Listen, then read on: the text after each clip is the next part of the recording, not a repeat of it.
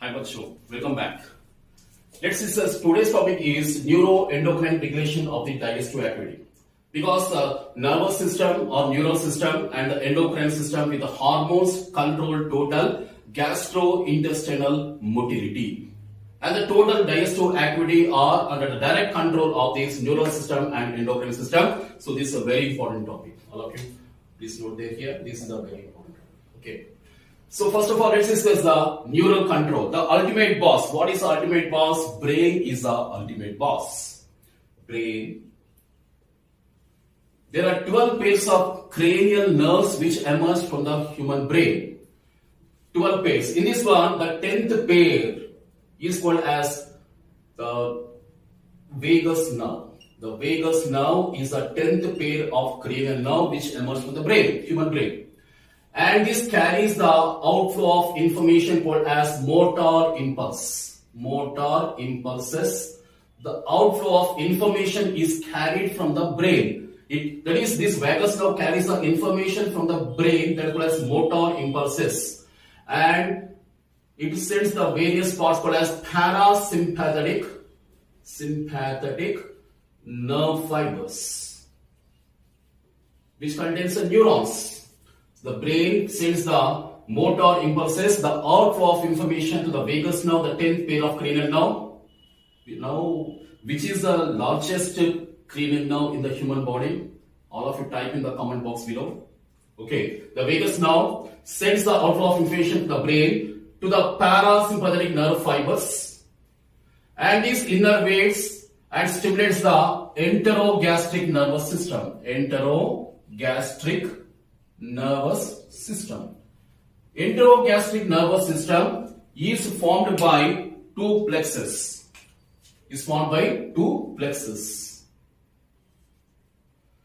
What is a plexus? All of you type in the comment box below. One is called as mesenteric plexus or Auerbach's plexus. And second one is called as Meissner's plexus.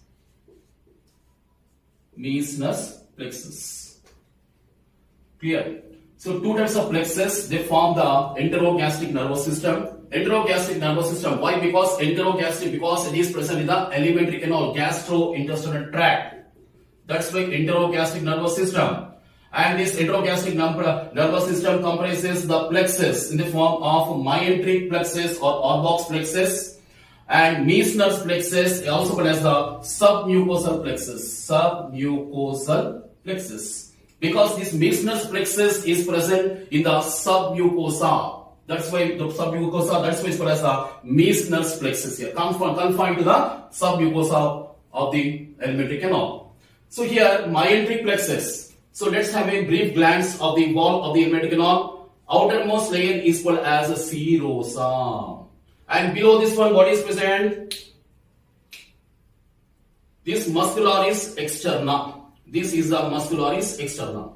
I'm writing here ME. And here submucosa and mucosa here, isn't it? So serosa, this is a muscularis externa. The muscularis externa contains the outer longitudinal muscles. These are the longitudinal muscles, and inner circular muscles. These are the circular muscles. These are the longitudinal and these are the circular muscles. Between the outer longitudinal and inner circular muscles here, there is a plexus here. This is the plexus.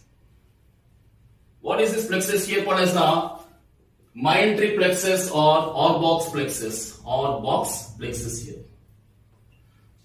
Why here is present? Because to control the muscular activity, these muscles called as smooth muscles here, outer longitudinal and inner circular muscles, they undergo the rhythmic contraction and relaxation. A wave of contraction is set in here, and that is called as peristalsis. That is, Auerbach's plexus is controlling the total peristaltic waves of contraction of the alimentary canal.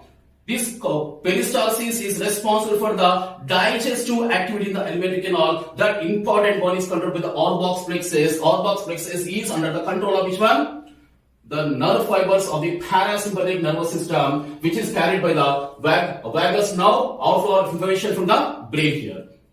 Get my point? That is, brain is controlling the tonus here, even though it is a involuntary activity here. Here, students. Next one is Meissner's plexus. Meissner's plexus, also as submucosal plexus, present in the submucosa of the wall of the alimentary canal. Now, this is responsible for the secretions of the various secretions, that is digestive secretions, release of the various digestive secretions are under the control of the Meissner's plexus or submucosal plexus. That is bile juice, pancreatic juice, etc. All these juices are they're controlled, regulated. The release is controlled by the Meissner's plexus here. This is the neural regulation. This is a neural regulation here. Okay. The digestive activity is also under the control of the endocrine system here. Not the total endocrine system, but here the local hormones here. Because the regular endocrine system is a pituitary like this here. But here various local hormones are present in the digestive tract which controls the digestive activity. What are these local hormones? Let's discuss now.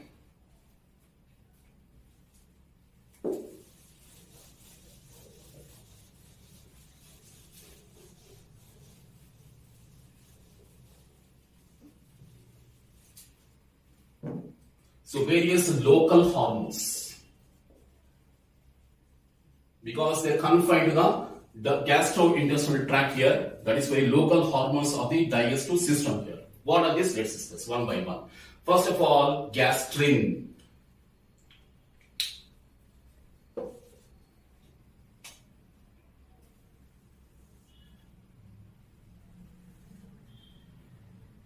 Hormone released or secreted by, that is source. Next one, activity. What is this? Action. That is called as activity. The hormone, first of all, gastrin hormone. Gastrin. Number 2, enterogastrone. Enterogastrone. Also called as gastric inhibitory peptide, GIP. 3 is secretin. Number 4, cholecystokinin. Cholecystokinin. Also called as cholecystokinin, pancreozymin. Cholecystokinin, pancreozymin. Both are correct. Okay. These are the main hormones.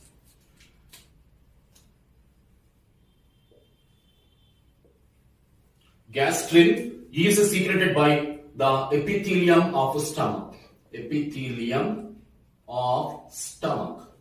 Stomach epithelium. That is, the innermost layer is the epithelium. Is the mucosal epithelium. The epithelium of the stomach releases the gastrin hormone. And enterogastrone, also called as gastric inhibitory peptide, released by the epithelium of duodenum. Duodenal epithelium. Epithelium of duodenum or duodenum.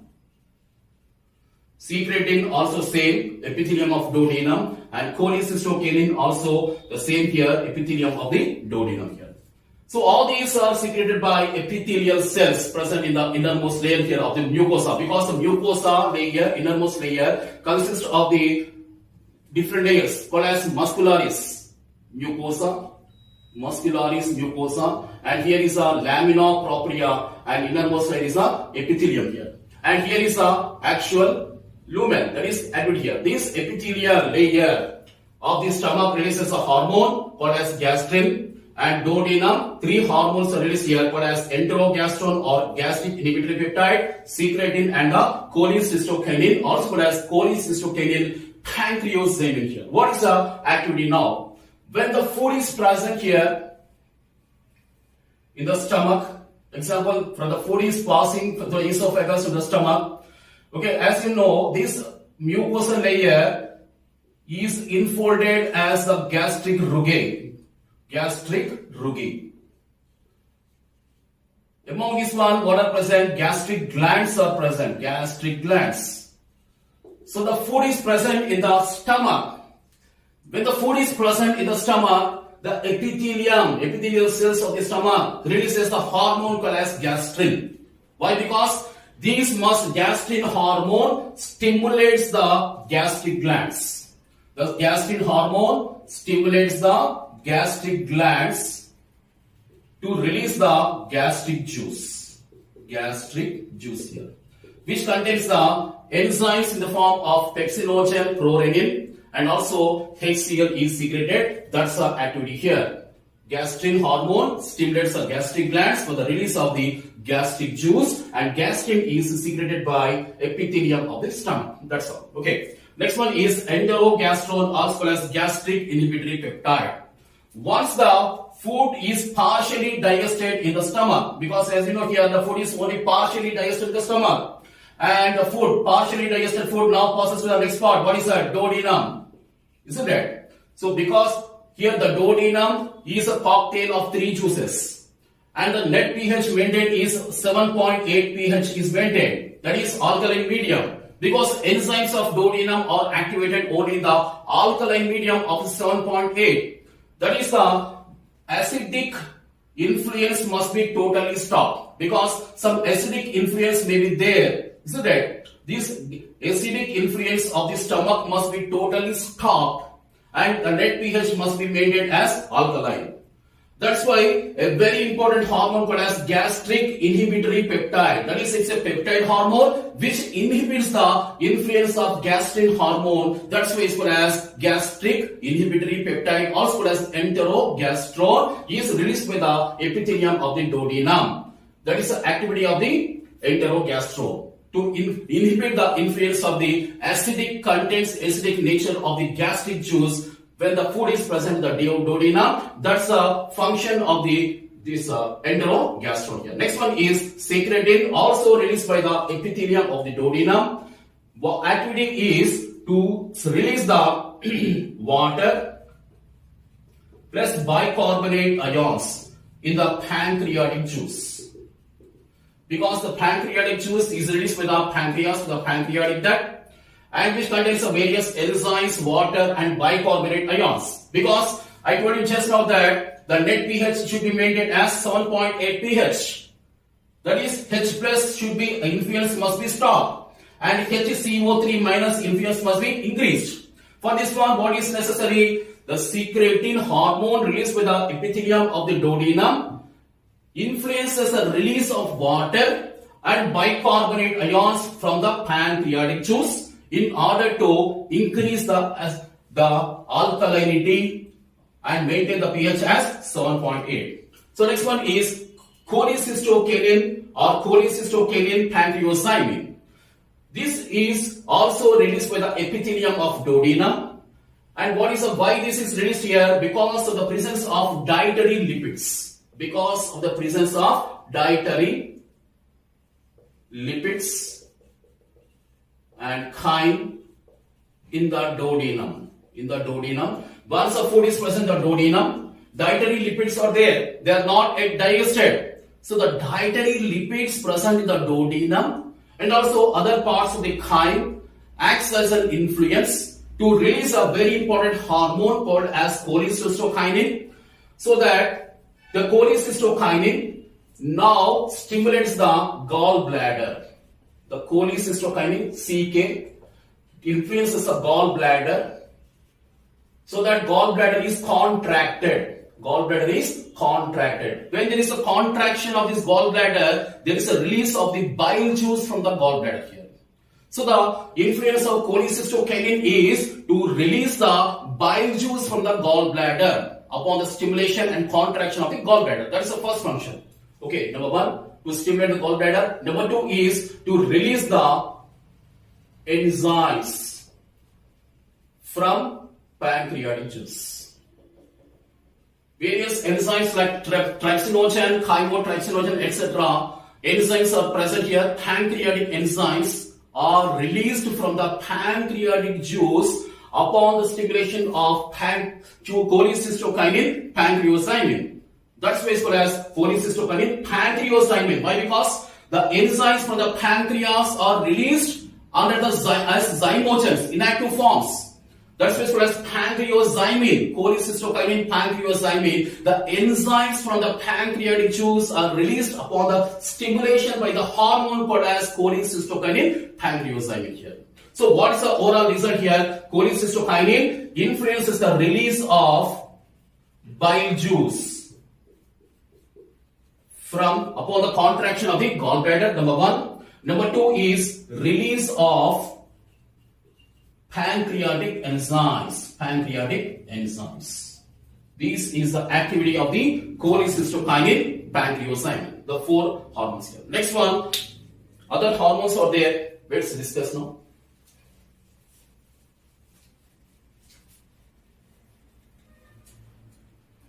Now the fifth hormone is a villikinin. It is secreted by hormone. Villikinin is secreted by intestinal villi. Intestinal villi releases a hormone called as villikinin. What is the activity of this hormone? To increase the absorption by villi.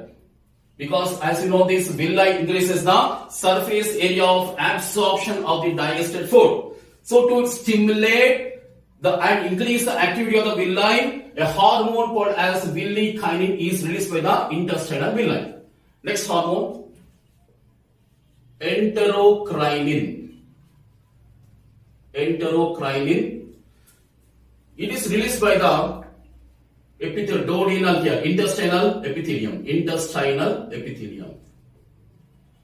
or duodenal epithelium here, epithelial cells of the intestine, especially the duodenum, releases a hormone called as enterocrinin, so that it releases what is activity? It stimulates release of succus entericus.